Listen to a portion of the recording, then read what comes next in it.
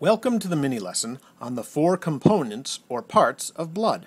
That's right, there are four important components to blood.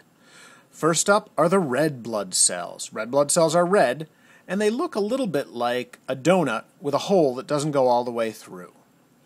Next up, white blood cells. White blood cells are actually much bigger than red blood cells. They're also very important.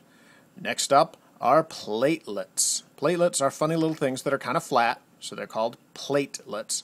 And last up is plasma. Now plasma basically is mostly water, and it's a little bit yellowish, and it carries all the other parts of the blood. Red blood cells, their most important job is to carry oxygen. When blood travels to the lungs and picks up oxygen, it's the red blood cells that carry it. White blood cells help your body to fight disease. If a white blood cell discovers something like a bacteria or a virus in your bloodstream, it eats it. Another word for this is it consumes it or it engulfs it. The white blood cell basically scarfs up bacteria and viruses and gets rid of them and destroys them. Now platelets have a very important job. Let's see here. This is going to be a blood vessel. Let's say this is a capillary. Here are some platelets in the blood.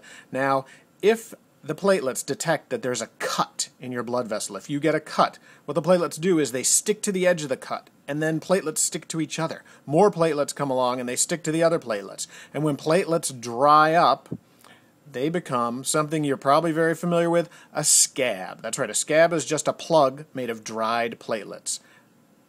There you go. That's the job of platelets.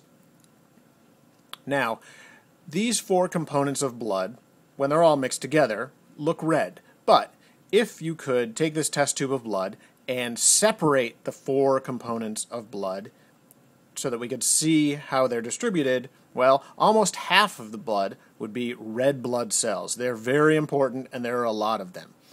Then a little more than half the blood would be plasma. That's the yellowish liquidy part that carries everything. And the white blood cells and platelets make up a much smaller part of your blood. They're still very important, but there just aren't as many of them.